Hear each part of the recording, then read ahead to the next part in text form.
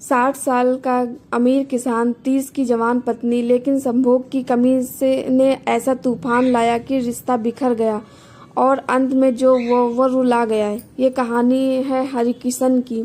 उत्तर प्रदेश के एक छोटे से गांव में रहने वाला, लाखों की जमीनों का मालिक। लोग उसे हरिकिशन काका कहते थे। ईमानदार, मेहनती और सबकी मदद करने वाला। 60 साल की उम्र में जब बाकी लोग पोते पोतियों के संग बुढ़ापा जीते हैं, हरिकिशन ने 30 साल की सुंदर और तेज लड़की मंजरी से शादी की।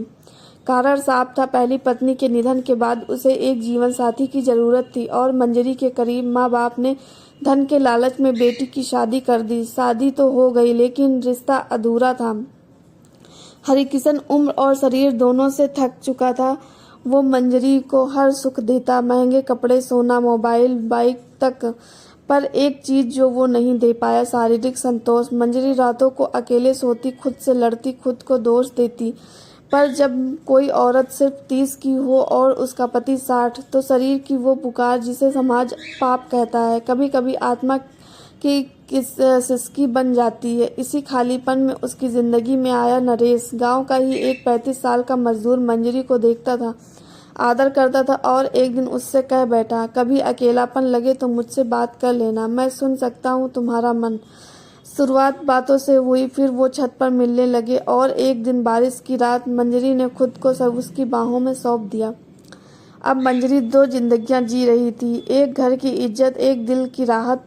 लेकिन एक दिन सब कुछ उजागर हो गया। हरिकिशन ने रात को मंजरी का फोन देख लिया, पढ़ा, आज रात फिर छत पर मिलना, तुम्हारी बाहों में सब मिल जाता है जो वहां नहीं मिलता। किसान का मजबूत शरीर कांप गया। उसने मंजरी से कुछ नहीं कहा, सिर्फ अगले दिन अपनी जमीनों को बेचने का पेपर तैयार करवाया और सब कुछ उसके नाम कर दिया। फिर एक चिट्ठी लिखकर घर छोड़ दिया। मंजरी, तुम गुनहगार नहीं हो, तुम बस एक औरत हो जिसे जीने का हक है। मैंने तुम्हें धन तो दिया, लेकिन स्पर्श नहीं।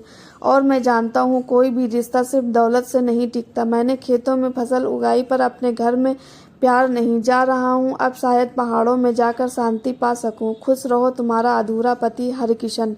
गांव में बवाल मच गया। मंजरी टूट गई। रोते हुए उसने नरेश से भी रिश्ता तोड़ दिया, क्योंकि अब उसे सिर्फ प्रेम नहीं, अपराध बोध खा रहा था। कुछ ही महीनों में मंजरी ने वो जमीन बेच दी, एक विधवा महिला आश्रय गृह में काम करने लगी, जहां वो अब उन औरतों को सहारा देती जो खाली रिश्तों में सांस लेती हैं। शादी में उम्र, पैसा या इज्जत सब हो सकता है, लेकिन अगर इस पर संवाद और संतुलन न हो तो रिश्ता सिर्फ कागज पर जिंदा रहता है। मंजरी दोषी नहीं थी, हरिकिशन ने गलत नहीं था। गलत थी तो चुप्पी, जिसमें दोनों ने जीना स्वीकार कर लिया। अगर यह कहानी आपकी आत्मा को छू गई हो तो कृपया इसे साझा करें, क्योंकि हर